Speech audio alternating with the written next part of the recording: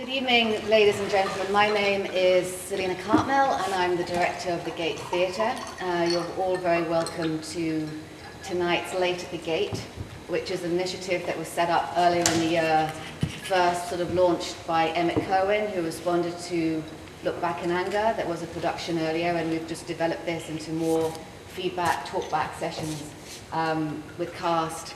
And I'm joined, and I'm very honoured to be joined tonight by 4 cast members. Hilda Faye,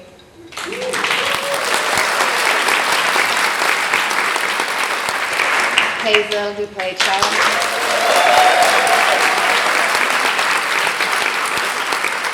Simon McGorman, who played Mr. Burgess,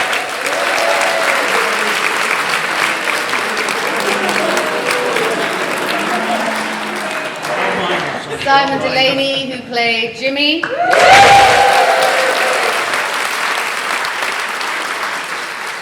the man to the left of me, I think, needs no introduction. He is, not only in my opinion, one of the great writers ever, but he's also one of the most loveliest gentlemen I have ever had the good fortune of meeting. And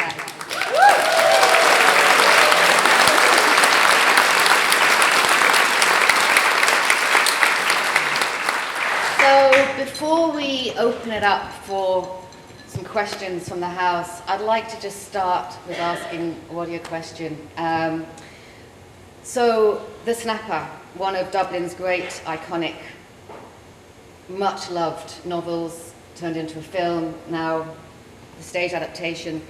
Where did it all begin in terms of where did it all start for you with this great story?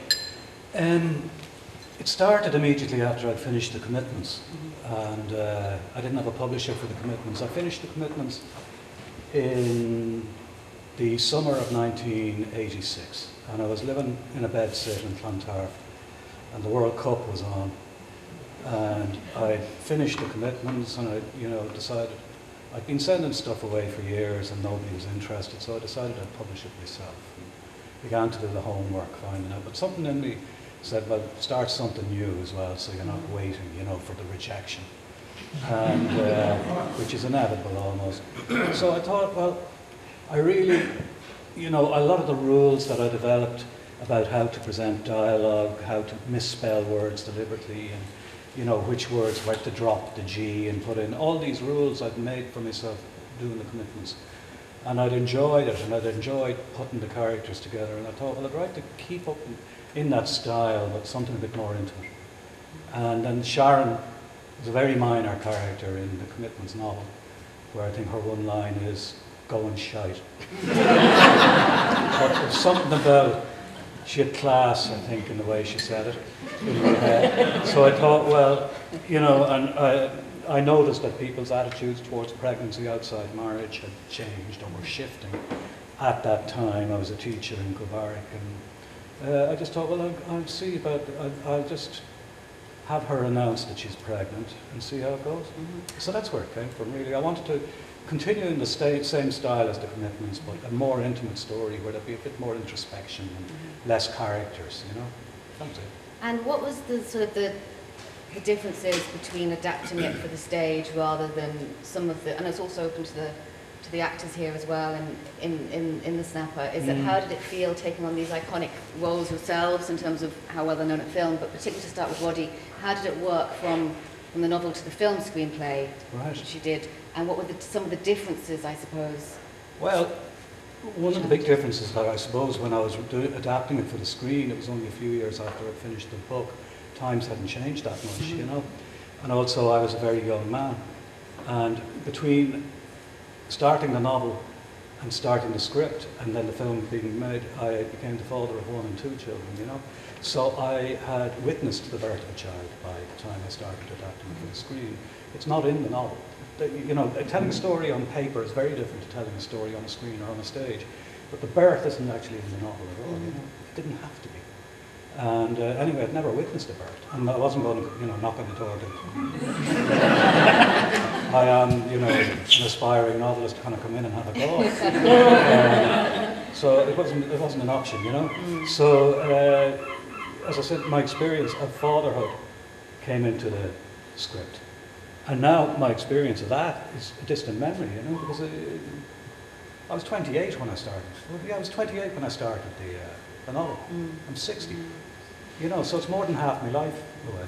So I had to reacquaint myself with it. I hadn't looked at the novel since I'd adapted it for the screen, which is a long, long time ago. So I had to reread it and reacquaint myself with the characters, really. There was a point where, when I was finished a piece of work, I ran away from it. I never wanted to see it again.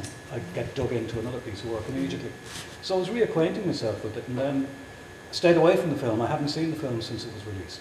I didn't want it to be an adaptation of the film. The only line I think that's in the film that wasn't in the novel is snip snip. I thought I couldn't get away without not putting that in. So snip snip, which is, you know, I could still spell snip, so that was it. And how, and just opening up to the actors here, how did you feel just in terms of taking on something that is, you know, I mean, I fell in love, and I said this to Roddy, with Ireland through this novel, and then the film, after reading and seeing them both. How did it feel for you taking on, obviously, a completely different kind of version of this story on stage here? What was some of the... Well, I think we all took it as a huge responsibility because, you know, as you said, it's one of the most beloved pieces of work by an Irish writer in history. People adore it, adore the book and adore the movie, and we all took it very seriously. And along with Róisín, McBrinn, our director, you know, we were lucky enough to have Roddy in the room for the first 3 days of rehearsals, and we spoke about Dublin in the late 80s, because some of the cast weren't born. You and I barely were, weren't we? But it was incredible actually to go back then to the late 80s and talk about Dublin in the 80s. It sounded like Angela's Ashes. You know, it was no mobile phones, no internet, you know, sticks and hoops and all that kind of stuff. And it was incredible for us to relive that and then watch the younger guys, members of the cast, listen and also talk about the attitudes in the 80s and the attitudes towards Sharon and unplanned pregnancies. But we all, I think, I'm not speaking for all of us, we took it as a big responsibility, taking the show on, not just the individual characters, but as a beloved piece. I think it was helped as well by the fact that Róisín never, nor Roddy, really put any sort of emphasis on the book or the film. We were always doing the script in front of us, and that helped a lot.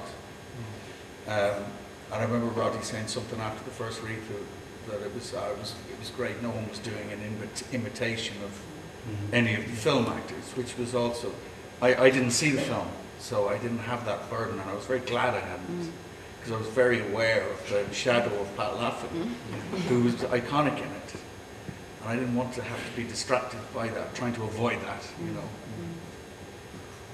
How about...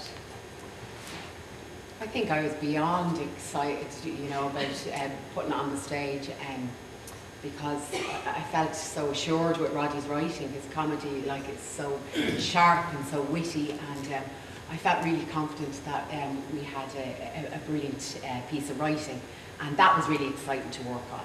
And I think we were in just incredible hands with Róisín McBrinn in the room. You know, she was very detailed with everything, every line, every scene, and she brought new stuff from us. You know, so it was a real joyous experience, I have to say. In the mornings we would do our warm up to Whitney Houston, and me and Simon would be go, "Oh, do you remember that one?" Oh, you know, I was really happy. It was a really, really happy rehearsal room, I have to say. You know, and the 80s was such a fun time. You know, so. And how about Hazel? Oh my God, this is the best thing in the whole entire world. Like, so just to say something about this lady here to the right of me, Hazel hadn't even graduated as an actor from the Lear. We were searching for our Sharon everywhere, and of course it's a key role. And you hadn't graduated, and you got the call. And we said, it's almost like this was her graduation show, playing one of the leads on the Gate stage in this iconic tale. Yeah. You want to tell a little bit about that? Yeah.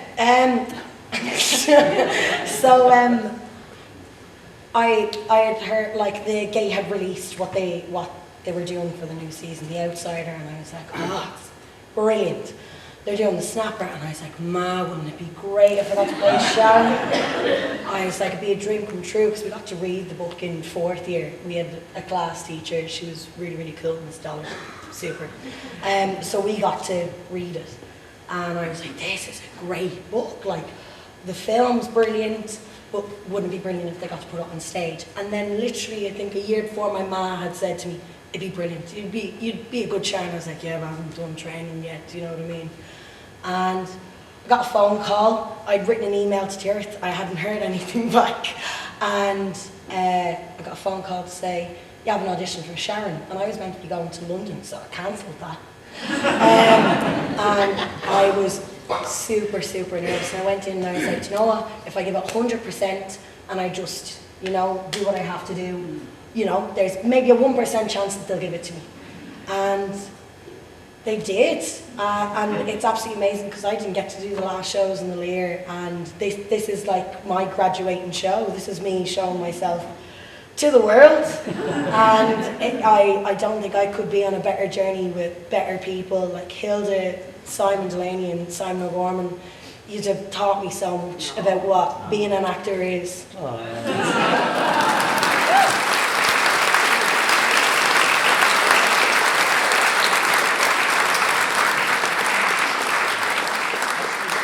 Actually, one note about your audition. Because I I was reading opposite about 1,500 Sharons in that particular day. And Hazel came in, and I was sitting with Selena and Róisín, and she got introductions, and she said, this is Simon, how are you? And she went, oh, are you playing the dad? I said, yeah, yeah. And she said to Selena, that's great cast, he's very daddy-like.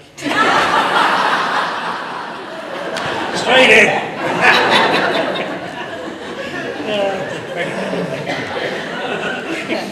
Yeah, should we open it up to the, yes. I have a question for Simon. Simon, I remember you back in the day in Carmel Park Music Society. I saw you in any production. Did you ever think back then, looking forward, because you want to be an actor, obviously at that time you really want to be an actor, that you'd actually end up all these years later on the Gate stage? No. I mean, at the time when I was doing in Cameron Musical Society, I was driving a van for a living. I just wanted to be a better van driver. Thankfully, that didn't work out. No, I never. When you're coming up through the ranks, the Gate and the Abbey are ones that you want to tick off, your list to perform. And this place is so historical. Some of the finest theatre productions in this country have been put on here. I've had family who've been actors who performed at this stage, and I've sat out there and watched them and thought, that must be incredible. And then to get the chance to make a debut in this piece of work by Roddy and to play Jimmy Rabbit, I'm glad I'm not driving a van anymore. You did a fantastic job. God bless you. Thank you.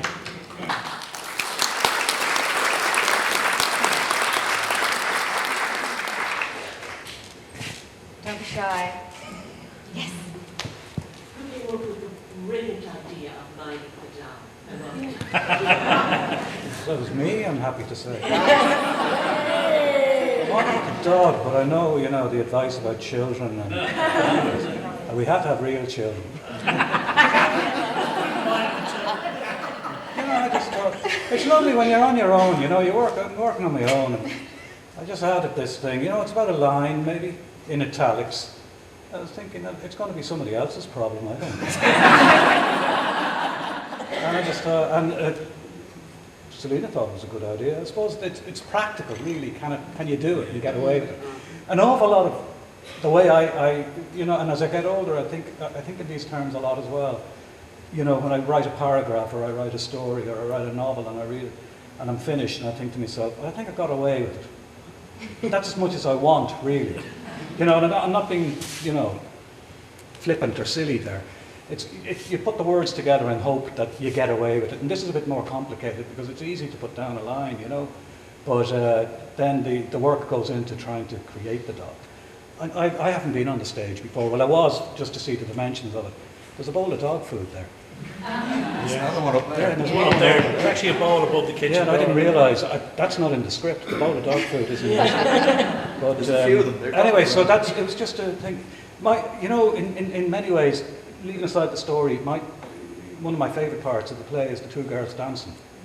That's a line and a half, I think. And I think it carries such emotional clout. They're dancing because their parents created an environment that lets them dance. Wearing dresses that their mother, as we saw, painstakingly put I together. actually sewed the dress. She's a method actor. Yeah.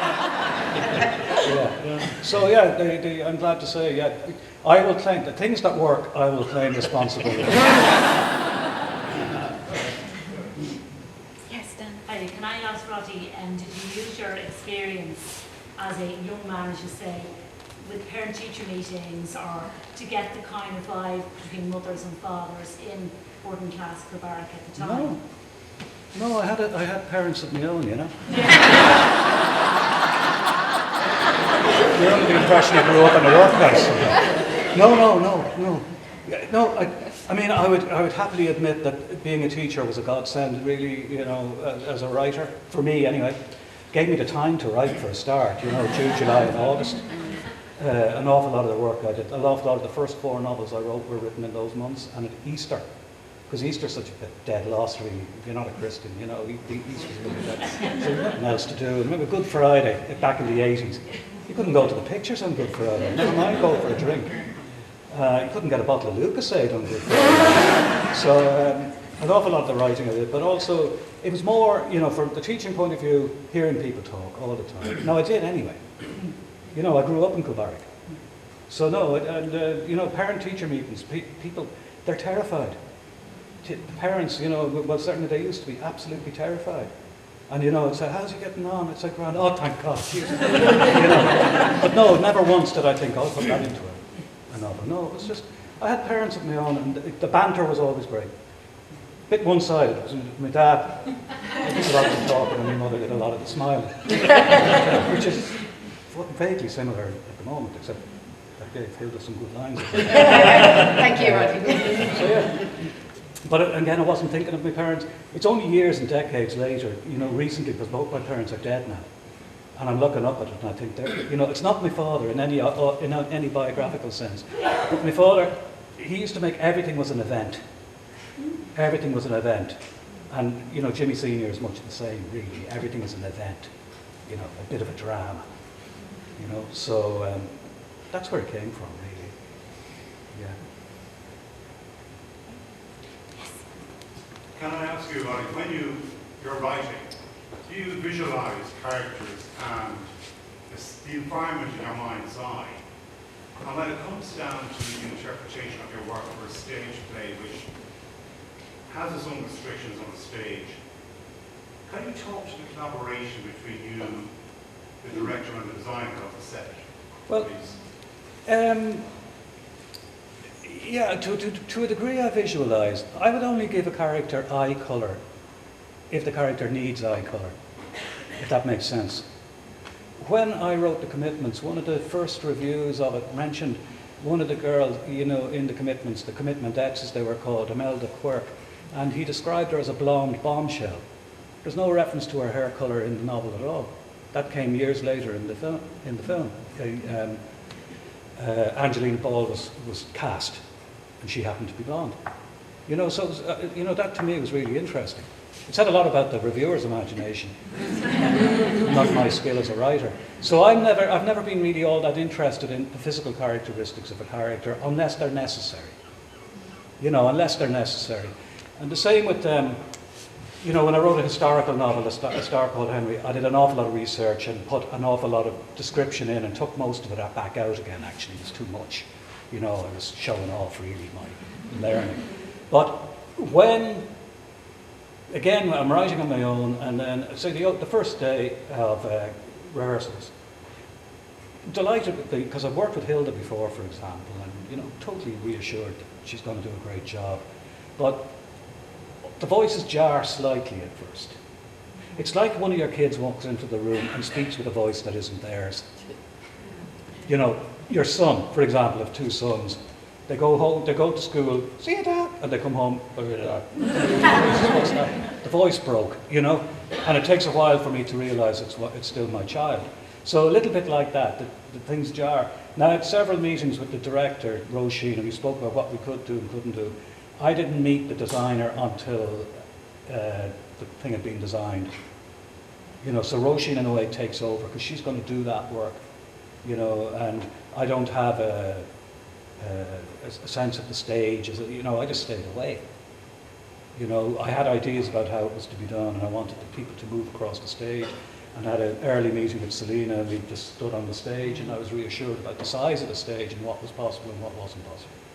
But it's not that I'm not interested, but I know the limits of my skills, you know, and I do think that possibly you could get in the way. You know, and I'm also conscious, and I hope this doesn't sound arrogant, but several times people have been quite surprised that I'm still alive because I attained a certain status in the country that officially I really should be dead. And I think when you got that kind of status, it might be a good idea to stay away and let the living people get on with it. Do you know what I mean? So. And come along on the opening night again. But it was the most satisfying thing for me now, professionally, was the work we did after the previews. It was brilliant. It was exhilarating. There was something significant we did every night, you know. The balloons. Oh yeah, geez. That was the best day's work ever. But yeah, there was something, there were small things we decided on, you know, we'd taken feverish notes right through the thing, and I really found that exhilarating, really, really enjoyed it. And it worked because it was, you know, by the time the previews were over, we had a better show on our hands. I think there's no doubt about that at all. And working with Selena in that regard and Róisín was just such a pleasure, really such a pleasure. To come in at that stage, I felt useful, you know, and I was at work. At the opening night, I was noting, oh, people are laughing at this. Now, when I was at the previews, I didn't really notice people's responses all that much because I was at work. It was great, brilliant. Thank you. Thank you. I hope I answered your question. I'm exhausted after that. Okay. This lady. I just want to congratulate you all, and Selena, just to have something as iconic as the snapper in the gate is just magnificent. It was uplifting and fantastic, and I'm just delighted I was here. And I just want to ask Roddy, you know, when you finish your book, Roddy, can you just let it go, or are you very precious about it? Do you still go, should I have this? No, when it's finished, it's finished. I really worry it to death, you know. I finished the first draft of a novel on Friday. Much to my surprise, I didn't expect to finish it on Friday. And it'll be a good while now before anybody ever sees it, because I'll be working on it and working on it and working on it and changing it. But once it's finished, once I feel I've done as much as I possibly can, I hand it over, and then when it's published, I consign it to the past. And I'm more relaxed about it now, I suppose. But I suspect once or twice I was a bit rude with people who might come up and say, oh, I love the snapper, and I felt, oh, Jesus, I did that 20 years ago, you know, I'm not. And, you know, now and again you get people, you're still right. That's like, you still inhale and exhale, you know. So, I can't remember your original question. I'm glad I got that off my chest. I was just wondering about, can you let it go? Yeah. Just let it go? Yeah. Once it's finished, you know, and it becomes almost public property, so to speak, you know, if you're lucky. And in that regard, I've been really, really lucky. At the Euros, you know, the football, 2 years ago, there was a big flag among the Irish crowd, and I can't remember the exact words, it was a tricolour. And on it, you see Sharon Turley's up the pole. I wonder if there's any other writer ever get it. I got sent a picture recently of someone at a Dublin match, and a photograph of a fellow with a Dubs jersey on the back, and it was Burgess, you bastard. A couple of weeks ago. One story. After the film had been broadcast in before it was released on in the cinemas, when it was broadcast by the BBC, 1993. Very soon after, I did my driving test in Finglas, and I thought I did okay. You know, I thought I did everything I was supposed to do, and I brought it back and parked. And he said, "We'll go in now, but just before we go in, something I want to say to you." So I said, "Okay."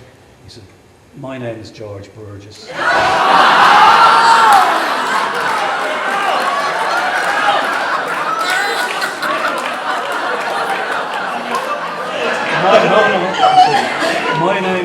Burgess, and you have made my life a fucking misery.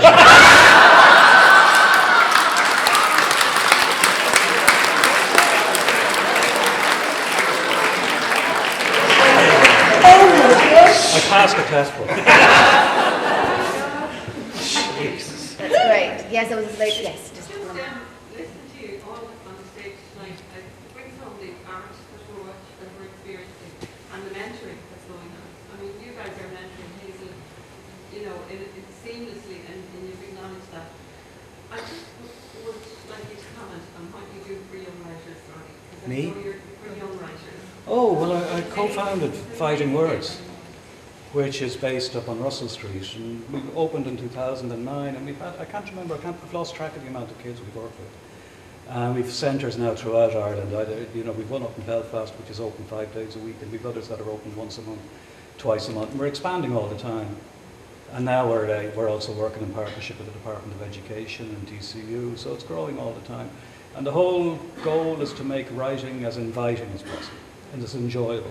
And the stuff that would have worried people of my generation, for the simple reason that if you got a spelling wrong, you got clattered by the Christian Brother or whatever, we try and make sure that that doesn't get in the way. It has its place, no doubt, but if you're writing a story, you should worry about the spellings and the grammar at the end, when you're at the final draft. So we just try to make it as inviting as possible. We've recently started working with the Gate. We've done brilliant playwriting stuff with the Abbey. And it just seems the possibilities just seem to be almost limitless. We have more than 450 volunteers in Dublin alone. So if you're interested, just go to the website, fightingwords.ie. Anybody who wants to be involved anyway, you're more than welcome. But it's been very exhilarating. I mean, I was with a bunch of teenagers last Monday, writing. They're all going to write a novel, you know. And it was so enjoyable, but not just enjoyable. They were lovely kids. All, to my mind, all kids are lovely, bar 3. That's not bad now. Jeez, I started teaching in 1979. But it's something really exhilarating watching them.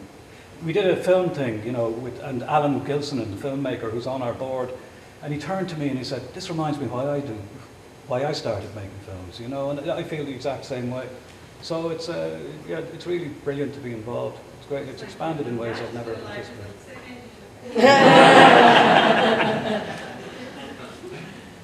Yes, we have time for a couple more. Can I get a time check? I forgot to bring my watch. 5 minutes, thanks, Jane. Yes. Hi. Hazel, what did you learn about the 1980s that surprised you? Jesus. Or what did they wind up about you? And then the 80s and didn't? Well, I'll tell you something. Very colourful. Great taste in music, I tell you. I danced my socks off in that rehearsal room. I learned a lot of things about how people went on and how people connected with one another, because when Roddy came in on one of the days that we were in, he was saying how now a lot of people will hug. Like, we love to hug each other and we love to tell each other how much we love each other. It's a given, do you know what I mean? And during the 1980s it wasn't a thing. Like during football matches, if we won, men would be hugging and they'd be crying, but that would be it. That would be the line. And it was the thing of in the 1980s, things were kind of done in look and they were done in body language. It wasn't a thing of people didn't need to touch in order to get something across, which is something that really comes across in all the body language, which I thought was fascinating altogether. Yeah. And sorry, Roddy, the modernisation, the discussion about abortion, the discussion about that sort of thing, how difficult was it to introduce that into? Well, I wanted to be subtle about it, you know, and I thought, one of the things when I reread the book, I thought Veronica as a character was a bit undercooked, so to speak. Very much a young man's version. I think I didn't know the character well enough, but you know, with the years, I felt I wanted to do more with that character. And I thought if we were going to bring in any sort of doubt about abortion, and it would have been there in the air, let's face it, because the referendum, the first of those referenda had been just a few years before the book was written. So it gave me the opportunity, but I didn't want it to be preachy in any way. It was just, you know, again, it's trial and error. there's one thing in a general sense about modernisation. I'm glad I wrote the commitments in the snapper before mobile phones arrived, because mobile phones would actually destroy both stories. You know, a lot of the tension wouldn't be there. You know, it'd be very hard for Sharon to carry her version of what happened. Yeah. You know, people would be Googling, you know, Spanish sailor, you know. I'm sure a lot, I've never done it myself. Spanish sailor, you see fair few. You know, it would be harder to sustain the story, you know. So I'm just glad it's much better when it's spoken, you know. So yeah, I'm glad. I'd hate to be a crime writer these days with mobile phones, you know. You know. So anyway. So two more, two quick. Can I ask about did you make a contract with Rehearsal Hospital for babies? With babies? No, we did try. The Rotunda Hospital are our great landlords, and obviously that would be the first place you would obviously look. And then for so many practical reasons, logistical reasons, it never sort of worked out. And so luckily, we have a secret stash of these wonderful, beautiful babies that arrive by the stalk. They just fly in, just on time. No, we've been very lucky. There's been a lot of great support in the arts and the theatre community. And then once the word gets out... One baby has already been retired. Yeah. True. Are we on our second or on, No, we're on our third. We're on our third. We had a new baby about a week and a half ago, and it was bizarre because we were all standing backstage just at that moment, and we said, "Oh, it's a new baby tonight." And that baby hadn't been born when we opened the show. Yeah. Very quickly lost the run of itself. Yeah. We spoke about it in the dressing room. Yeah. It is an extraordinary moment. Yeah. And I remember when babies first, I remember just the hush and the sacredness that babies bring to any space and room. You just either want to have them. And the baby was Róisín's idea, Yeah. if I remember right, yeah. She wanted a real baby. It's, I have to say, it's probably one of our favourite points in the show. It is. We all come on and say, "What's the baby? Is she asleep? Is she awake? She's awake." Baby Sean was crying in the hospital room before the show started.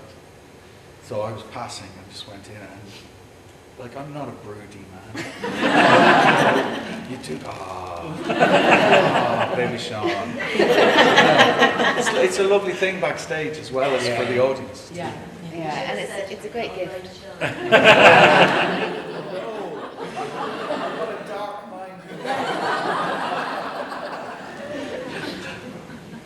One more. There's such One a more, lovely yes. theatrical contrast between having a real live baby and a mimed doll.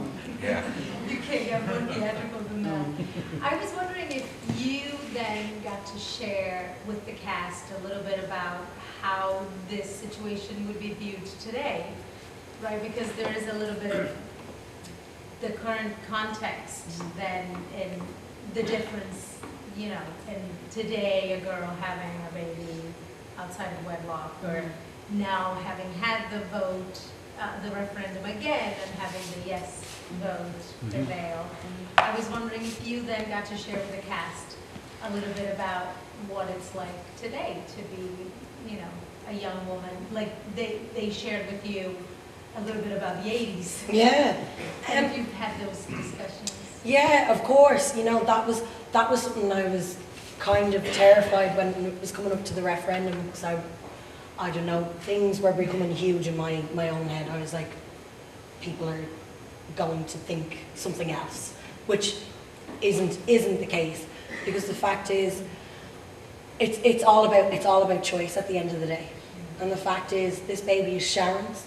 She is going to have that child, and it's a woman taking into her hands her own destiny and deciding, this is it, this is what I'm doing, and no one else is going to tell me what to do.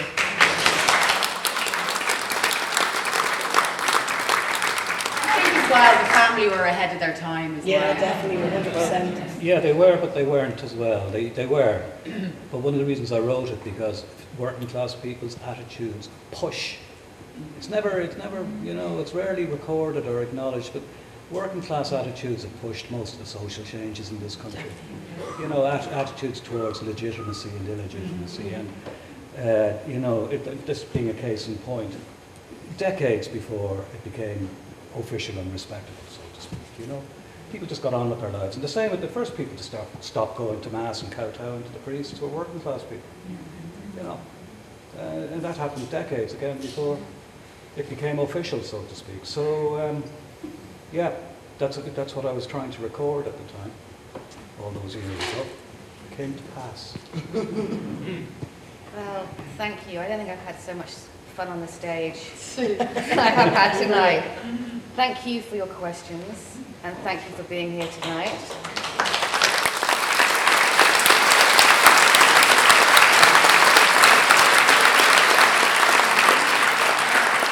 I'd like to thank this great cast and company who are out there and listening backstage, if you're there, for creating the show for 14 weeks at the Gate every single night, and 2 matinees each week. It takes a lot. So thank you for your energy and your commitment. And I'd like to thank Roddy for his great gift. For him being here tonight, it's a real joy. Thank you.